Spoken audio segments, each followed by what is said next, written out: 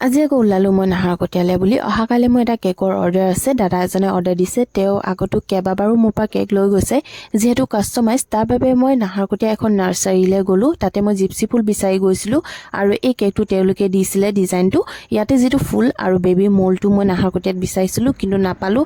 শেষত মই আকৌ গ'লোঁ নাওৰূপলৈ। নাওৰূপ পাওঁতে পাওঁতে পূৰা আন্ধাৰ হৈ গ'ল। নাওৰূপতো বিচাৰিলোঁ, নাওৰূপতো নাপালোঁ।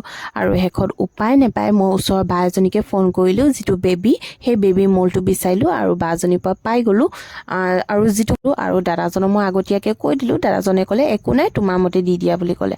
আৰু এয়া মোৰ কেকটো। আপোনালোকে জনাব কেনেকৈ লাগিছে। আৰু এই ভিডিঅ'টো হৈছে নেক্সট ডে দাদাজনে নিব আহিলে, তো মই কেকটো দিলোঁ যেনে তেনে। আপোনালোকে চাগে অলপ গম পালে যে কাষ্টমাইজ কেকত কিমান কি প্ৰব্লেম হয়, তো অলপ আগতীয়াকৈ অৰ্ডাৰ্ছবোৰ দিব। আৰু শেষত ধুনীয়াকৈ দাদাজনে এটা মেছেজ কৰিলে, সেইটো বৰ ভাল লগা। কেনেকৈ পালে সকলোৱে জনাব।